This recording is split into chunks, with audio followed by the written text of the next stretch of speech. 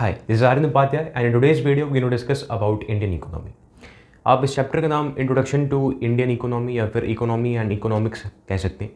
Video को शुरू करने से पहले मैं आप सभी को होली की ढेर सारी शुभकामनाएं देना चाहूँगा, भाई दूज की ढेर सारी शुभकामनाएं देना चाहूँगा, छठ पूजा की ढेर सारी शुभकामनाएं देना चाहूँगा। जय छठी मैया। शुरू करते हैं। आप सभी ने इकोनॉमी और इकोनॉमिक्स शब्द से आप सभी वाकिफ़ होंगे and you must have came through these two words. और आपने क्लास 9 में, 10 में, 11 में, 12th में कई लोग आप में से कॉमर्स भी आप ले चुके होंगे 11th एंड 12th में। लेकिन फिर भी मैं अगर आपसे पूछ दूं कि सर इकोनॉमी का मतलब क्या है और इकोनॉमिक्स इसका मतलब क्या है, तो 99% जनता जो है वो कहेगी ये दोनों अलग अलग थोड़ी, तो दोनों एक ही है। ठीक है। और मैं उनसे पूछना चाहता हूं जिन्होंने कॉमर्स लिया था 11th एंड 12th में, क्या आप ये बता सकते हो कि इन दोनों में मूल अंतर क्या है? What's the major difference, what's the main difference between them? और मतलब अंतर बता दो, उसके बाद ये बता दो कि भैया ये है क्या। ठीक है, तो ठीक है, जानते हैं आज। ठीक है, बहुत मजा आएगा। ठीक है, इकोनॉमिक्स का मतलब, इसका जो हिंदी अनुवाद है ना, उससे चीजें क्लियर हो जाती हैं। इकोनॉमिक्स का मतलब होता है अर्थशास्त्र। ठीक है, अर्थशास्त्र नाम की एक किताब है जिसे श्री आचार्य चाणक्य जी ने लिखा था एंड वो इस पूरे विश्व के ग्रेटेस्ट इकोनॉमिस्ट हैं, ग्रेटेस्ट। ठीक है, और पूरे इकोनॉमिक्स पे जो ग्रेटेस्ट बुक अभी तक लिखी हुई है वो अर्थशास्त्र है। आई वुड सजेस्ट एवरीवन कि अगर आपको समय मिले तो उसे पढ़िएगा। वैसे उतना समय नहीं मिल पाएगा तो एटलीस्ट उसके जो लेसन है ना वो यूट्यूब पे आप सर्च करके सुनिएगा कभी कभी, मजा आएगा यार, जीवन बदलेगा आपको। इकोनॉमिक्स का जो हिंदी अनुवाद है अर्थशास्त्र, इससे ही इसका डेफिनेशन क्लियर हो जाता है। अर्थ का मतलब क्या हुआ भैया? अर्थ का मतलब हुआ कि भैया धन से संबंधित चीजें। तो वो सब्जेक्ट जो अर्थ से डील करता है, इकोनॉमिक्स का जो मेन कीवर्ड है ना वो लाइक करता है सब्जेक्ट में। या तो कह लो सब्जेक्ट या तो कह लो साइंस ऑफ वेल्थ, समझ रहे हो? तो ये एक विषय है, ये एक सब्जेक्ट है जो कि मनी रिलेटेड चीजों से मैं बहुत मोटा मोटी भाषा में आपको समझा रहा हूं, आपको समझ में आएगा, उसके बाद डेफिनेशन लिखवा देंगे यार, क्या दिक्कत है। तो it's a subject, economics is a subject which deals with earth related चीजें, मनी रिलेटेड चीजें। बहुत अच्छे से इसको समझेंगे। और इकोनॉमी का मतलब क्या हुआ? इकोनॉमी का जो हिंदी अनुवाद है, इससे ही चीजें क्लियर हो जाएंगी। अर्थव्यवस्था क्या है? व्यवस्था। जो आप सिस्टम करते रहते हैं, ये एक सिस्टम ही है। ठीक है, ये क्या है? अर्थव्यवस्था। ये एक सिस्टम है जिससे जो इंडियन इकोनॉमी जो हम कहते हैं ना, तो वो क्या हुआ कि भारत किस सिस्टम से, किस व्यवस्था से चल रहा है? अर्थ के रूप में, मनी रिलेटेड चीजों में। समझ में आ गया? मूल अंतर समझ में आ गया?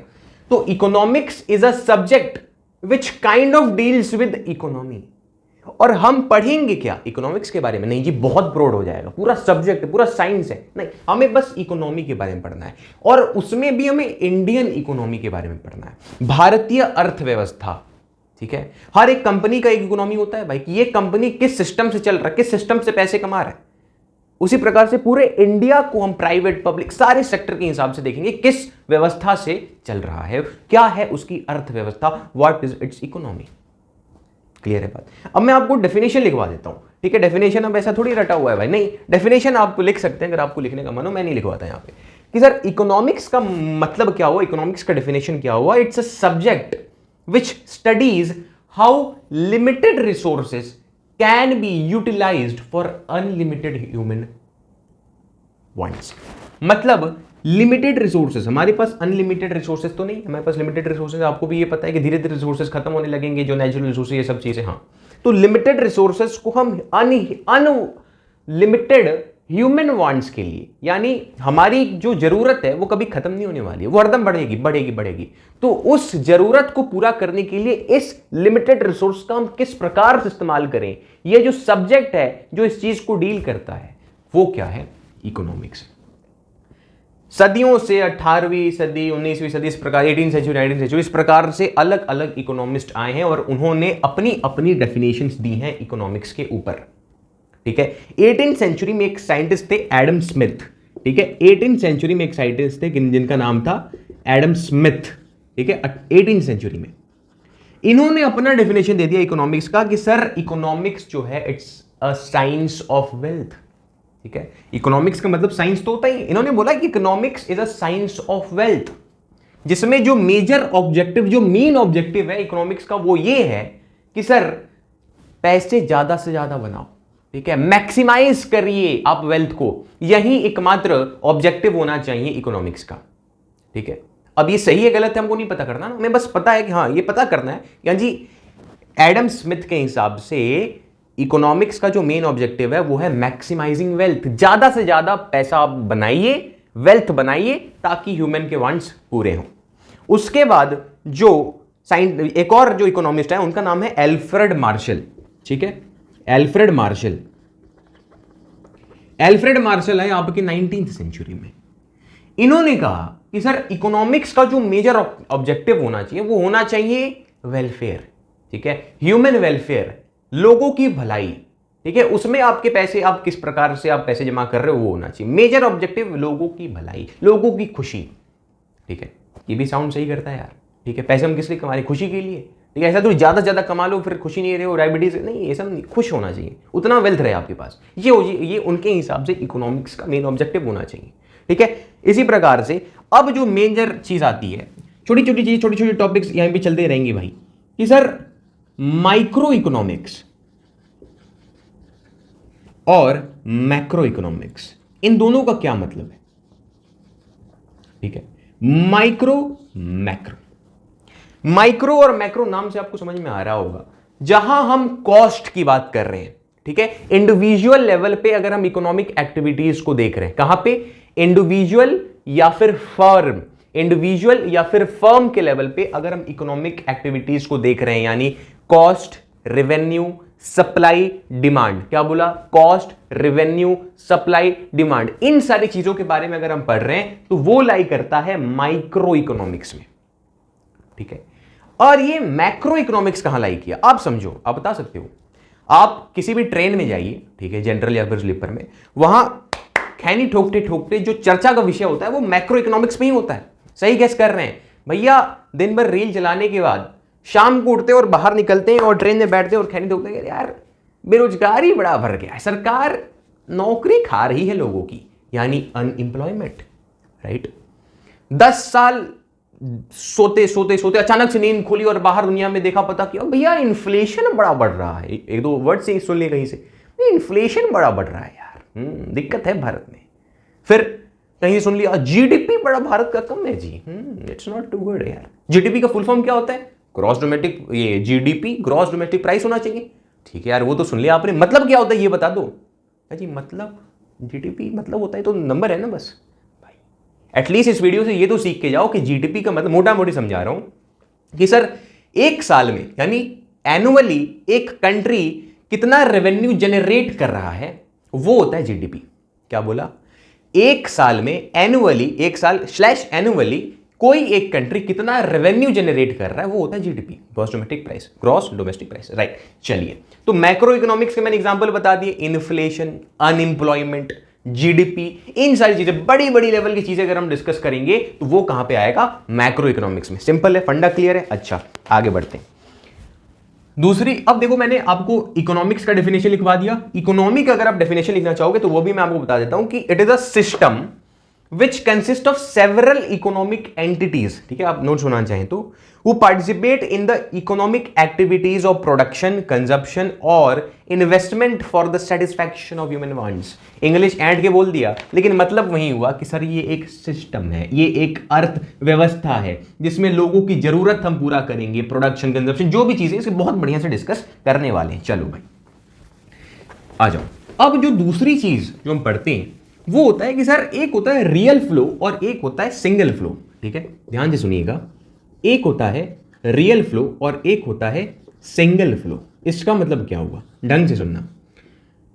और यहीं से एक्चुअली कहीं ना कहीं आपकी नॉन इकोनॉमिक एक्टिविटी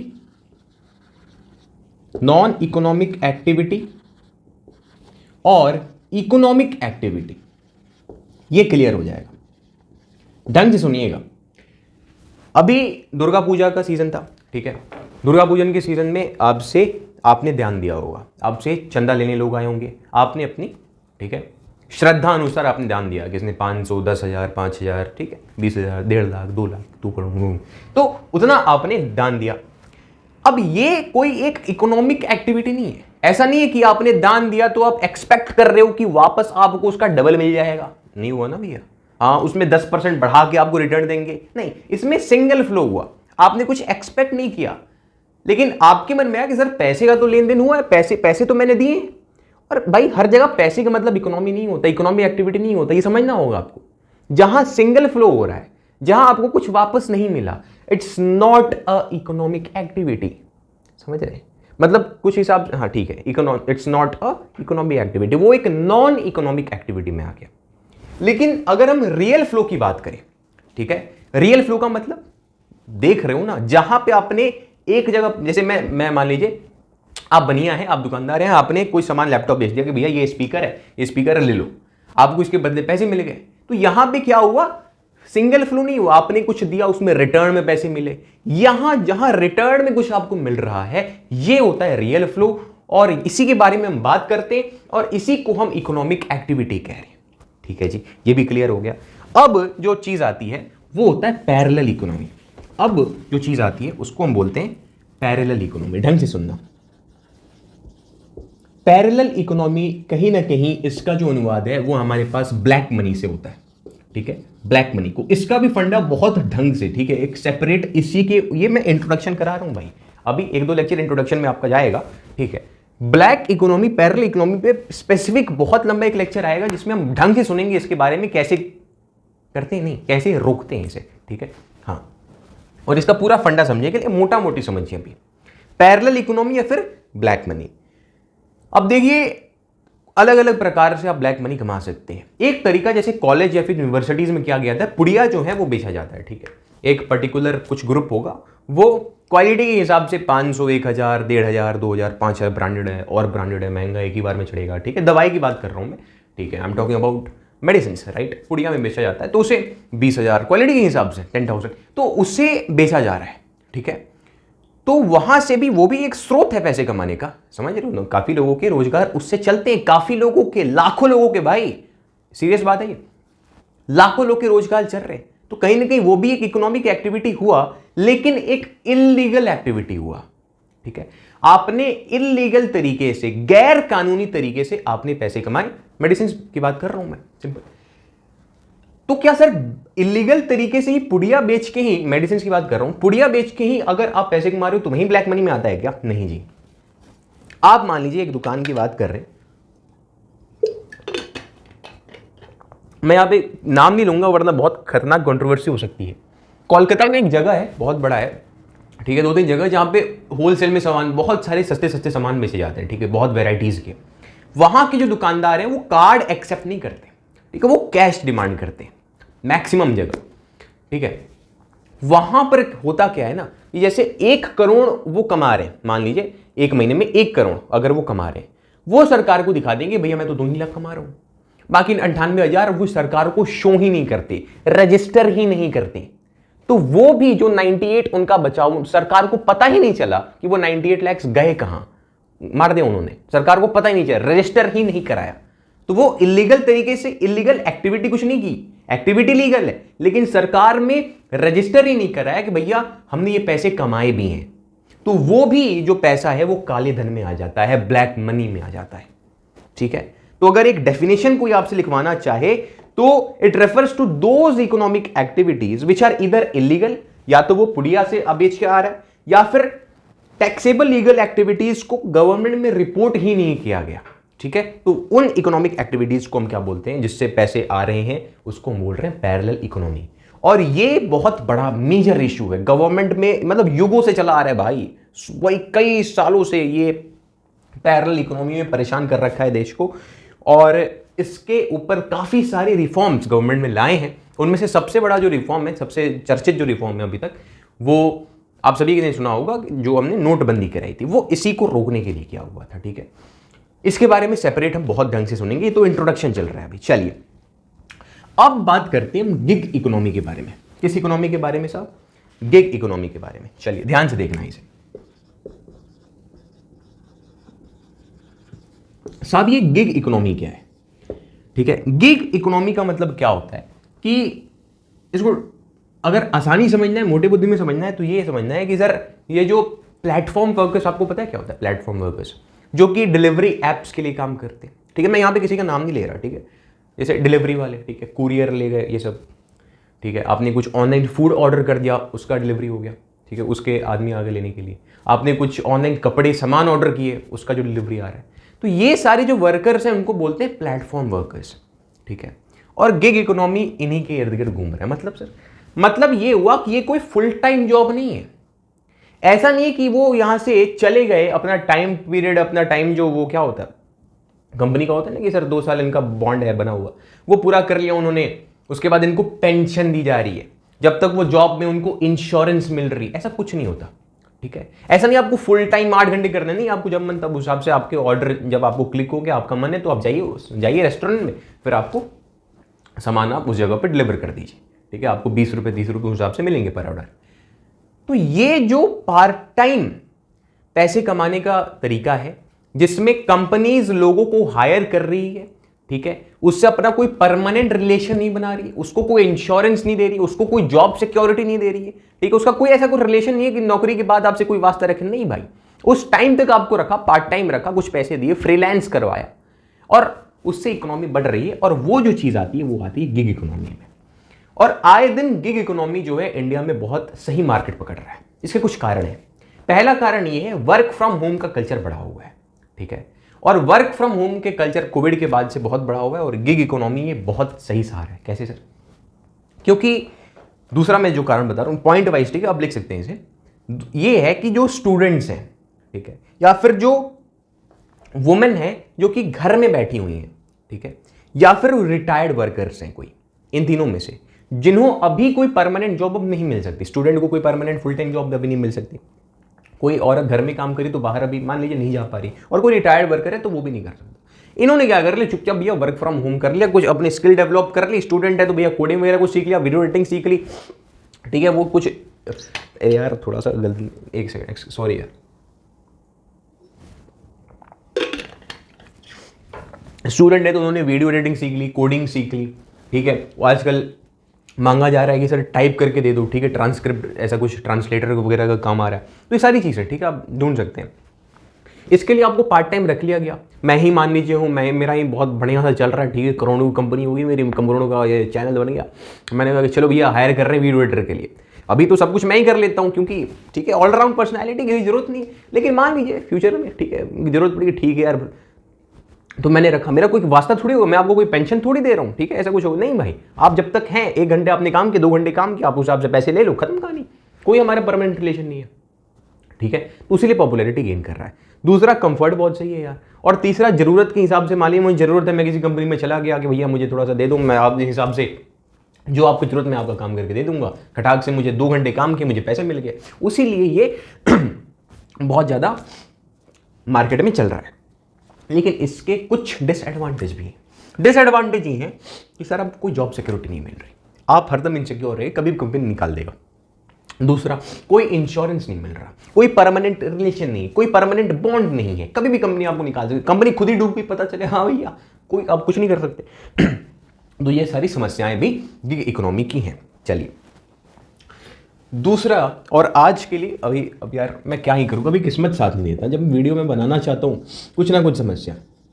अभी रात के 3 बज रहे हैं, ठीक है, और क्योंकि भाई इस समय पे वीडियो बनाना दिन में संभव नहीं है, ठीक है, हर जगह कहीं काली जी का भसान हो रहा है, कहीं छठ पूजा का तैयारी हो रहा है, तो हर जगह स्पीकर में गाने बज रहे हैं, मज़ा आ रहा है, तो दिन में वीडियो नहीं बन सकता, मैं बस वीडियो बनाने की तैयारी कर सकता हूँ।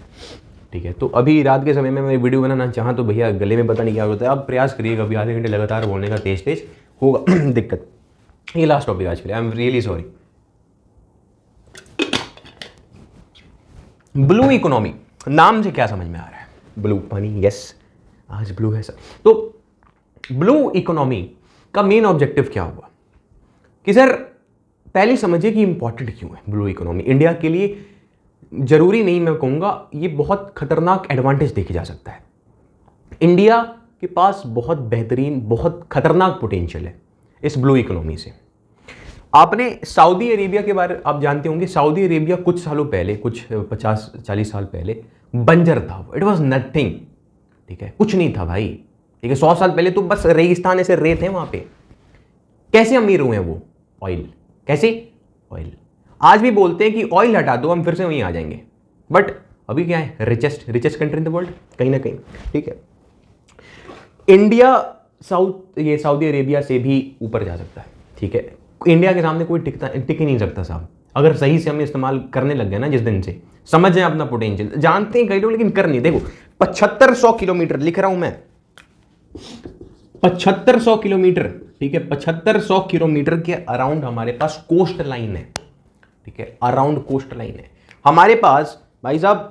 इतने, हाँ, 1300 आइलैंड है। अब क्या कहोगे, ठीक है। मालदीव जाते हैं लोग भाई, लक्षद्वीप यहां पे बना रखा है, हमारे जो प्रधानमंत्री खुद जाके प्रचार कर रहे हैं वहां पे, इतना क्लीनलीनेस है। आप जा रहे हो कहां पे?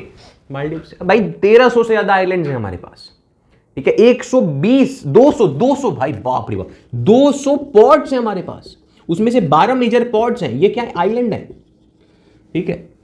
हमारे पास कोस्टल स्टेट्स 9 कोस्टल स्टेट्स हैं भाई, 9 कोस्टल स्टेट्स हैं, ठीक है। कोस्टल स्टेट्स यानी समुद्र के किनारे वाले जो स्टेट्स होते हैं उसको कोस्टल स्टेट्स बोलते हैं, कोस्टल स्टेट्स बोलते हैं, ठीक है। ये कोस्टल लाइन का मतलब क्या हुआ? कोस्टल लाइन का मतलब क्या हुआ? भारत का जो किनारा किनारे से पकड़ लिया ना, वो 7500 किलोमीटर लंबा है। तो Indian Pacific ocean, Indian ocean जो है हमारा, समझ रहे हो। और वहां से, अब मैं ये नहीं कह रहा कि तेल निकाल लग जाओ डायरेक्टली, बहुत सारी चीजें उसमें लगेंगी, लेकिन ब्लू इकोनॉमी का मेन ऑब्जेक्टिव समझाना हमारा काम है। वो ये है कि सर रिसोर्सेस का इस्तेमाल करना, लेकिन कौन से रिसोर्सेस? सस्टेनेबल यूज, समझ रहे हो। यूज तो आप कुछ भी कर दो, ब्लू इकोनॉमी की जरूरत, ब्लू इकोनॉमी का हम जानते हो मेन फंडा क्यों है, क्यों जरूरत है? क्योंकि हमने जो ब्राउन इकोनॉमी है ना, ब्राउन इकोनॉमी मतलब क्या हुआ कि आपने लैंड से चीजों को निकाला, ठीक है, उसको, लेकिन हमने इतना उसको एक्सप्लॉइट कर दिया है, इतना यूज कर लिया लैंड को कि अब भाई बंजर हो गया है वो, ठीक है। सॉइल को इस्तेमाल कर करके उसमें फर्टिलाइजर डाल करके खराब कर दिया उसे। ब्लू इकोनॉमी का मकसद है भाई अब वहां से शिफ्ट होके यहां पर आओ, ओशियंस पे आओ। भारत को एक, भारत आप समझ लो ब्लेस्ड कंट्री है भाई, इसमें मैं अभी नहीं जाऊंगा, बढ़िया से पूरा वीडियो बनाएंगे भारत के ऊपर कभी। लेकिन ब्लू इकोनॉमी का मकसद है आप ये ब्राउन इकोनॉमी से हटो और इस पे आओ, और ब्राउन इकोनॉमी वाला हाल मत करिए कि आपने लैंड को एकदम पूरा उसका पूरा सब कुछ निकाल लिया, उसके बाद छोड़ दिया भैया गन्ने के रस के जैसा, गन्ने का रस निकल गया और वो फेंक दिया। नहीं भैया, हमें ब्लू इकोनॉमी में क्या करना है? ओशियन का सस्टेनेबल यूज करना है। कौन सा? सस्टेनेबल, सस्टेनेबल, हाँ जी, यानी वो टिका रहे, खत्म ना हो जाए, एक्सप्लॉइट ना हो जाए, और ऐसा यूज करना है जिससे, ठीक है, इकोनॉमी बढ़े, ठीक है, पैसे बढ़े, ठीक है, लिवलीहुड बढ़े, ठीक है, मैनवर्क बढ़े, ठीक है, लेबर बढ़े, ठीक है, लोगों को काम मिले, ठीक है। लेकिन हमें ओशियन के इकोसिस्टम को मद्देनजर रखना है, keeping in mind about the ocean ecosystem. ये है ब्लू इकोनॉमी का मकसद, ठीक है, एम, लक्ष्य। समझ में आ रही है बात? अच्छा चलिए, और इसके बारे में कोई ऐसी चीज जो मैं ऐड कर सकता हूं ब्लू इकोनॉमी के बारे में, और ऐसी कुछ चीज? हाँ, एक चीज जो कि स्टेट पीसीएस में बहुत पूछा जा सकता है आपके, कि सर ब्लू इकोनॉमी का आइडिया कौन से व्यक्ति ने दिया था?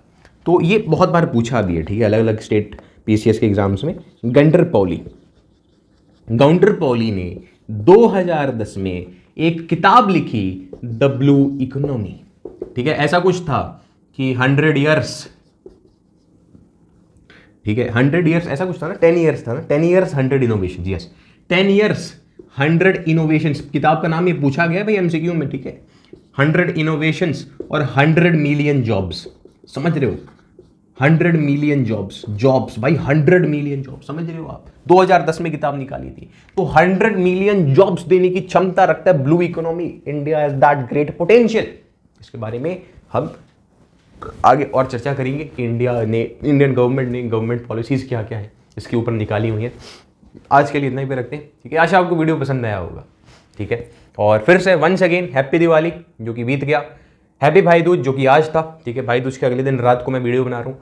अब जो है पर्व आपके पास आ रहा है छठ पूजा, ठीक है। छठी मैया का आशीर्वाद सभी पे बना रहे, और फिर मिलेंगे जल्द ही।